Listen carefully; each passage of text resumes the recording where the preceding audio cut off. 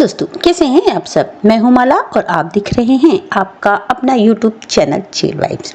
दोस्तों, आज हम बात करेंगे सिंधु घाटी सभ्यता की। सिंधु घाटी सभ्यता का अध्ययन हमें यह सिखाता है कि मनुष्य ने कितनी बुद्धिमानी से अपने जीवन को व्यवस्थित किया। सिंधु घाटी सभ्यता, जिसे हड़प्पा सभ्यता भी कहा जाता है, प्राचीन भारत की सबसे महान और रहस्यमयी सभ्यताओं में से एक थी।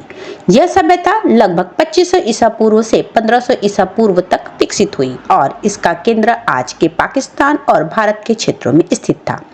यह सभ्यता विश्व की 4 प्राचीन सभ्यताओं में से एक थी: मिस्र की सभ्यता, मेसोपोटामिया सभ्यता और चीन की सभ्यता।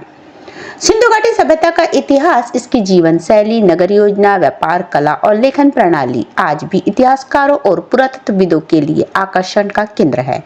इसकी खोज और उत्खनन के बाद ही यह स्पष्ट हुआ कि प्राचीन भारत की इस सभ्यता का स्तर अत्यंत विकसित और व्यवस्थित था। सिंधु घाटी सभ्यता की खोज 1920 के दशक में ब्रिटिश पुरातत्वविदों द्वारा की गई। इन नगरों की खुदाई ने सभ्यता की महानता और उनकी उन्नत जीवन शैली को उजागर किया। सिंधु घाटी सभ्यता का अध्ययन हमें यह स्पष्ट रूप से सिखाता है कि प्राचीन मानव ने अपने जीवन को कितनी गहन सोच और बुद्धिमत्ता के साथ व्यवस्थित किया था। यह केवल एक ऐतिहासिक तथ्य नहीं है, बल्कि मानव विकास, सामाजिक संगठन और तकनीकी नवाचार का प्रमाण भी है। सिंधु घाटी सभ्यता की सबसे बड़ी पहचान इसके नगर योजना और वास्तुकला में है। हड़प्पा, मोहनजोदड़ो, धौलावीरा और कालीबंगा जैसे प्रमुख शहरों में सड़कें ग्रिड पैटर्न से व्यवस्थित थी। मुख्य सड़कें चौड़ी और सीधी थी, जबकि छोटी गलियां इनके बीच में व्यवस्थित थी। इससे न केवल शहर का संचालन आसान हुआ, बल्कि व्यापार और सामाजिक गतिविधियां भी सुचारू रूप से चल सकी। हर घर के पास जल निकासी प्रणाली थी, जो प्राचीन समय में अत्यंत उन्नत थी। इन नालियों को सिंचाई और गंदे पानी के प्रबंध के लिए डिजाइन किया गया था। इस प्रकार यह स्पष्ट होता है कि प्राचीन लोग स्वच्छता और स्वास्थ्य के प्रति अत्यंत ध्यान देते थे। सिंधु सभ्यता में पाए जाने वाले सार्वजनिक स्नानागार, भव्य महल और स्टोरेज हॉल इस बात का प्रमाण है कि प्राचीन मानव ने अपने सामूहिक जीवन और सामाजिक व्यवस्था के लिए सटीक योजनाएं बनाई थी। सिंधु सभ्यता के लोग कृषि में भी अत्यंत कुशल थे। उन्होंने नदियों के किनारे उपजाऊ भूमि का सही उपयोग किया और सिंचाई के लिए नहरों और तालाबों का निर्माण किया, जिसमें मुख्य फसल थी गेहूं, जौ, तिलहन और विभिन्न प्रकार के फल फूल वाली फसलें। इसके अलावा पशुपालन भी इस सभ्यता का महत्वपूर्ण हिस्सा था। गाय, भैंस, भेड़ और बकरी पालन से उन्हें दूध, मांस और ऊन जैसे सामग्री प्राप्त होती थी। यह स्पष्ट करता है कि प्राचीन मानव ने खाद्य सुरक्षा और संसाधनों के संतुलन के लिए गहन सोच और योजना बनाई थी। सिंधु सभ्यता में अन्न भंडारण के लिए गोदाम और भंडारण संरचनाएं भी थी। इससे पता चलता है कि उन्होंने खाद्य संकट और प्राकृतिक आपदाओं से बचाव के लिए पूर्व योजना बनाई थी। सिंधु सभ्यता के लोग व्यापार में भी अत्यंत सक्षम थे। उन्हें न केवल स्थायी व्यापार किया, बल्कि समुद्री और जल मार्गों के माध्यम से दूर दराज के क्षेत्रों में से भी व्यापार किया। जैसे लाहौर, मोहनजोदड़ो और धौलावीरा जैसे शहरों में पाए गए मोहरे और व्यापारिक प्रतीक इसका प्रमाण है।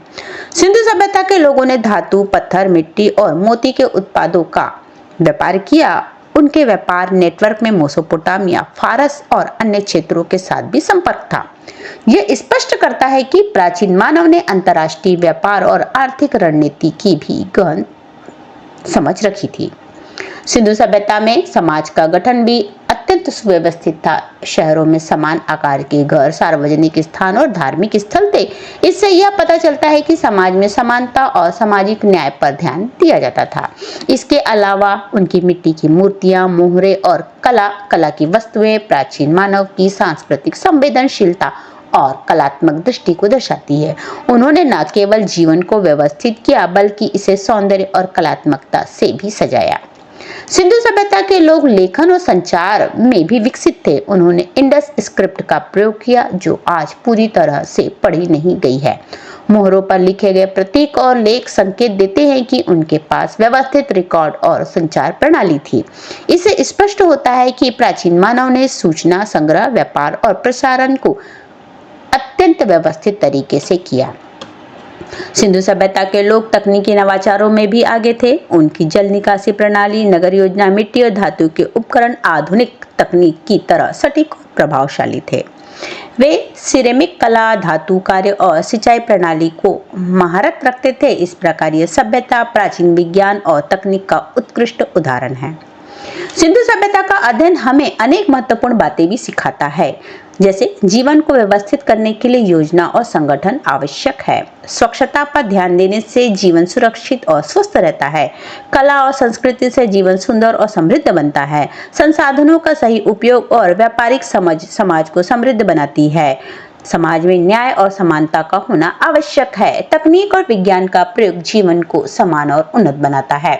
सिंधु सभ्यता न केवल प्राचीन भारत की महान उपलब्धि है, बल्कि यह मानव बुद्धिमत्ता और संगठन का अद्भुत उदाहरण भी है।